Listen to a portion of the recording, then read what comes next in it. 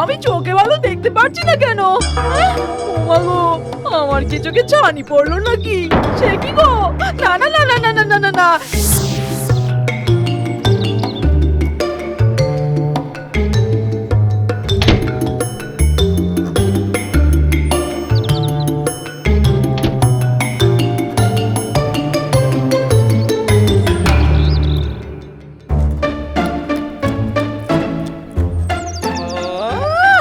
অন্যের ক্ষেত থেকে চুরি করা ভুট্টার স্বাদই আলাদা। কি মিষ্টি! এটা কি হলো মিঠাই? এত খাটনি করে আমি ভুট্টাগুলো তুলে আনলাম আর তুই কিনা কি হলো কি? আমার কথা কানে নিচ্ছিস না যে বড়? আমি মানে তোর জিনিস আমি ইচ্ছে করে ফেলিনি দিদি, বিশ্বাস কর। হয়ে গেছে। হয়ে গেছে মানে? তুই এসে গোদাম করে আমার গায়ে ধাক্কা মেরে দিলি, সেটা ইচ্ছে করে না? তোকে তো আমি দিদি, আমি তো বলছি আমি তোকে ইচ্ছে করে ধাক্কা মারিনি। কবরেজ মশাই বাড়ি যেতে গিয়ে মন্ডা, সকাল সকাল আবার বোনের সাথে ঝামেলা করছিস কেন? আমাকে ধাক্কা মেরে ভুট্টা ফেলে দিয়েছে আর আমি ওকে ছেড়ে দেবো? আমি না ইচ্ছে করে মারিনি মোড়ল মশাই, জানেন তো। সকালে উঠে দেখি চোখে ভালো করে কিছুই দেখছি না, তাই তো আমি ওই কবরেজ মশাইয়ের বাড়ি যেতে গিয়ে দিদির সাথে ধাক্কা লেগে এই কাণ্ড হয়েছে মোড়ল মশাই। কি বললি? তুই চোখে দেখতে পাচ্ছিস না? আচ্ছা, তা ওই সূর্যটা চোখে পড়ছে? তা পড়ছে, কিন্তু কি? ওই হাজার হাজার মাইল দূরের জিনিস দেখতে পাচ্ছিস আর কত দূরের জিনিস দেখতে চাস মিঠাই? তাই এই রোগে কবিরাজ মশাই আর কি করবেন গো মিঠাই বুড়ি? চোখের ছানি সারাতে হলে উলুবিনির জঙ্গলে যেতে হবে গো। উলুবিনির জঙ্গলে একদম দক্ষিণ পশ্চিম কোণে একটা শ্বেত বেরেলার লতানে গাছ আছে। অমাবস্যার রাতে সেই গাছের 21টা পাতা এনে যদি বেটে চোখে লাগাতে পারিস, তাহলে একদম বাচ্চাদের মতন চোখের জ্যোতি হয়ে যাবে তোর। উলুবিনির জঙ্গলে নাকি বাঘ ভাল্লুক থেকে শুরু করে ভূত প্রেত সব কিছু আছে। তাই যদি একবার সেখানে যায় আর ফিরতে পারবে না। এই অমাবস্যা তো কালকেই রে মিঠাই, কালকেই চলে যা, কালকেই চলে যা। ওই জঙ্গলে আমি যাব কি করে মোড়ল মশাই? চোখে তো ভালো করে দেখতেই পাচ্ছি না। আমি তোকে হাত ধরে নিয়ে যাব। তুই আমার মায়ের পেটের বোন বলে কথা।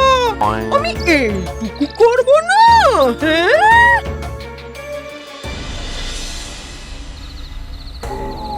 সত্যি দিদি, তুই কি ভালো রে। আজই তোর সব কষ্টের শেষ রে মিঠাই। হ্যাঁ? শেষ দিন মানে? না মানে আমি বলছি, তোর এই চোখে না দেখার কষ্ট তো আর থাকবে না, তাই না?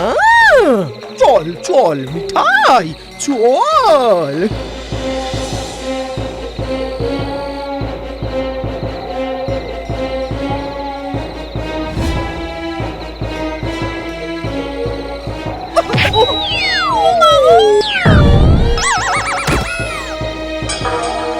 বাঘ মামা, আমার এই ফোনটাকে ভালো করে চিবিয়ে চিবিয়ে খেও, ঠিক আছে?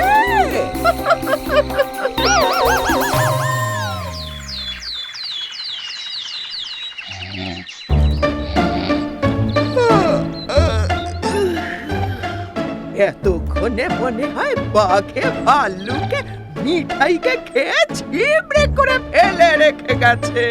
যাই, আবার সারাদিন মরা কান্না কাঁদতে হবে। একটু গরম জলে গার্গেল করে নিগে।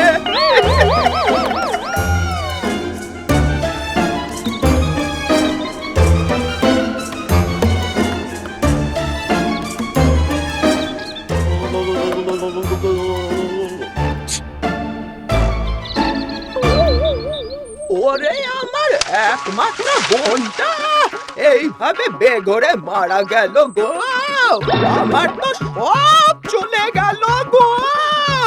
দিদি, এই দেখো শোকের চোটে আমি আমার বোনের গলাও শুনতে পাচ্ছি গো। ও মা গো! আরে না দিদি, এ তো আমি।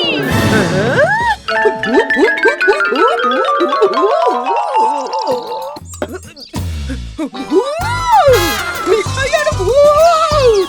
আমি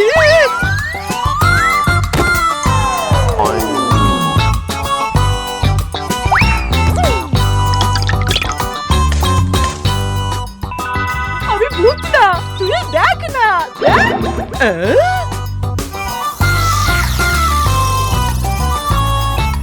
কিন্তু এইসব গয়না পেলি কোথায়? ভূতে দিয়েছে।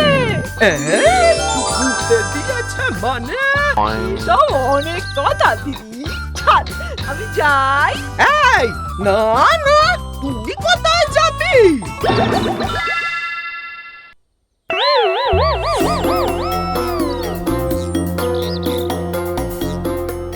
বোন আমার চোখ সরিয়ে ফিরবে বলে আমি কিনা এত কিছু এনে রেখেছি, আর তুই কিনা নে নে অয়েস করে বসে খা তো দেখি।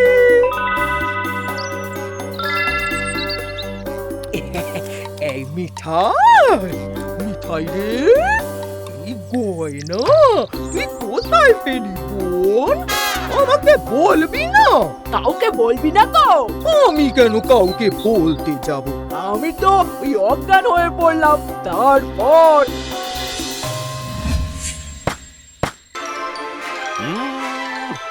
এই মনীষীটার ছা এখানে এলো কি করে রে কুঁদো? সেটা তো আমিও ভাবছি গো হেঁদো কাকা। ভুল করে চলে এসেছে মনে হয়। দেখি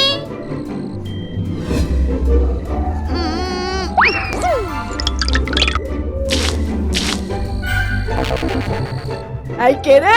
আমাকে এই ওরে বাবা! ভূত! আমি কিছু করিনি, আমি কিছু করিনি, আমাকে ছেড়ে দাও। ছাড়বো কি রে?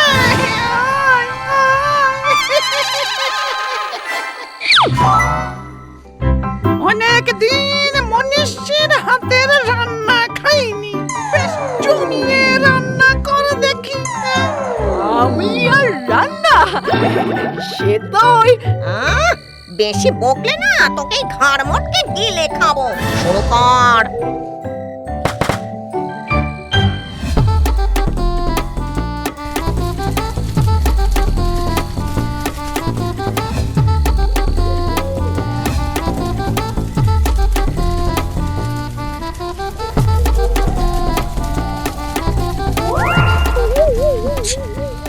ওরে বাবা, পালাই, এই রান্না খেয়ে ভূতেরা আমাকে চিবিয়ে খাবে।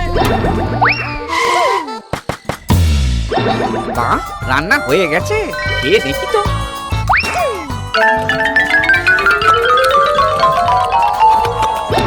ওরে বাবা! আমাকে ছেড়ে দাও, আমাকে ছেড়ে দাও, আমি রান্না ভালো পারি না। তোর রান্না খেয়ে তো আমার সেই আগের জীবনের কথা মনে পড়ে গেছে রে। আর কেঁদো তো এত খাবার খেয়ে খুশিতে অজ্ঞান হয়ে গেছে। ও তাই, আসলে আমার তো চোখের রোগ হয়েছে, তাই। তাহলে আরো জব্বর রান্না করে তোমাদের তাক লাগিয়ে দিতাম। এই কথা, শুধু রোগ সারাবো না, উপহারও দেবো। এই নে।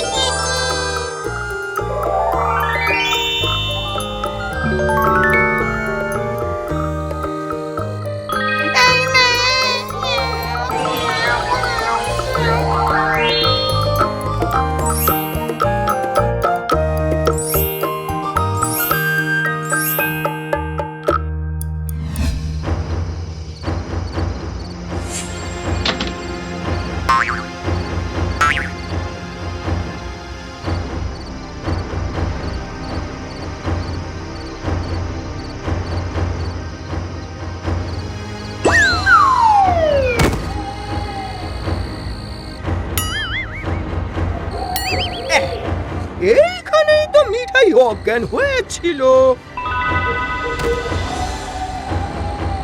আমিও মহা চালাক, ভূতেদের জন্য সবজি মাছ মাংস নিয়েই এসেছে। ওদের রান্না করে খাইয়ে এমন তাক লাগিয়ে দেব, সোনায় ভরে দেবে আমাকে।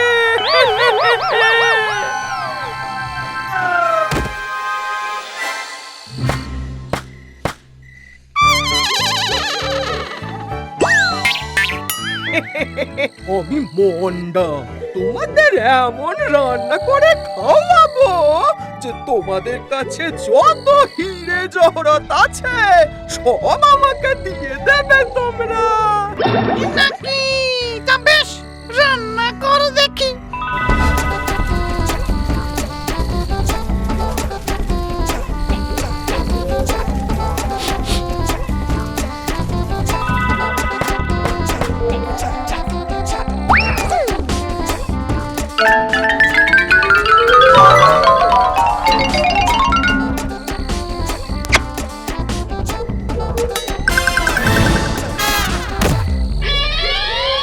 ওরে বাবা রে, আমার রান্না খেয়ে তো এদের মুখ হাঁ হয়ে গেছে। ও বাজে রান্না আমরা জন্মে খাইনি গো। এত সুস্বাদু খাবার খেয়ে বেইমানি করতে লেগেছ। আমাকে সোনার গয়না না দিলে আমি যাবই না এখান থেকে। দাঁড়া, তোকে আচ্ছা করে শোনা দিচ্ছি তবে রে।